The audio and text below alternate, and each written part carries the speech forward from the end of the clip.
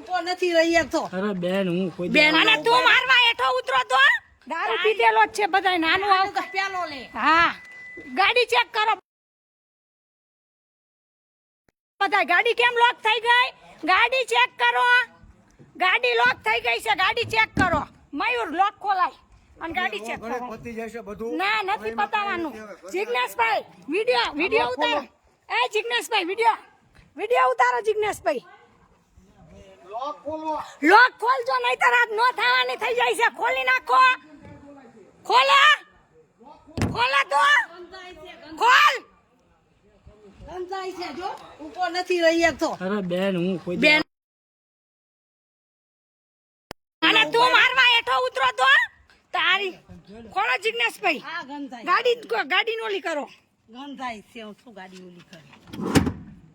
હાલો હાલો લઈ ના અરે ના ના અહીંયા વિડિયો એની માને દે ચારેયને સસ્પેન્ડ ન કરવા હું તો રબારાણ નહીં હજી દા ડબલા અંદર પાછળ આય મયુર એ કઈ જવા ન દઈશ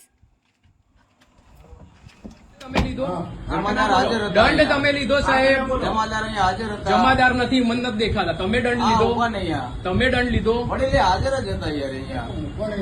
દંડ તમે લીધો કે નહીં મને એટલું કહી દો અરે વડીલ હા હાજર ચલો જ હતા. હાજર હતા દંડ તમે લીધો હવે એમના મોબાઈલ થી દંડ બનાવ્યો હતો. હા બરાબર તમે લીધો ને પણ ટૂંકમાં પાવતી કોણે તમે જ પાડી ને ના તો કોણે પાડી જમાદાર સાહેબ અહીંયા કયા હાજર હતા. જમાદાર સાહેબ? હેડ કોન્સ્ટેબલ દિનેશભાઈ વિશ્વનાથ ક્યાં છે આ ઉભા અહીંયા જ. આ હાજર હતા હા. તમે હાજર હતા સાહેબ સાચું કેજો તમે હાજર હતા અહીંયા જ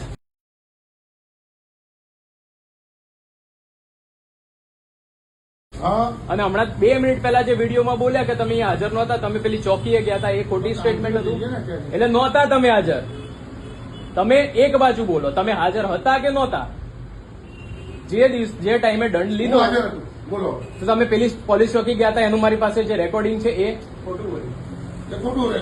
ખોટું રેકોર્ડિંગ છે તો મારે આ રેકોર્ડિંગ સાચું માનવું કે એ રેકોર્ડિંગ સાચું માનવું કયું સાચું માનવાનું સાહેબ આ રેકોર્ડિંગ સાચું માનવું સારું આ જગ્યાએ અત્યારે આ જગ્યાએ હું સુધારવા બેઠો છું આ જગ્યાએ હું કમ્પ્લીટ સુધારવા બેઠો છું આ જગ્યાએ ખરેખર સુધારવાનું હોય આ ભાઈને શી ખબર શું તકલીફ છે કરવા દો મજા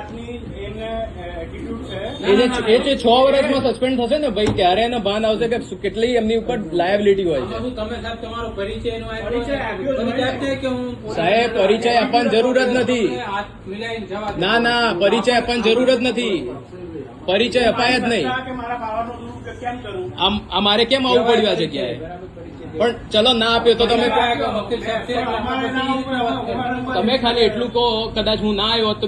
મારા જેવા બીજા 2-3 જણા હેરાન થઈ ગયા હોત અત્યાર સુધી એટલે થઈ ગયા હોત ને બીજા હેરાન સમજો એટલે દરેક જણ એમનો પરિચય આપે તો જ તમે જવા દેશો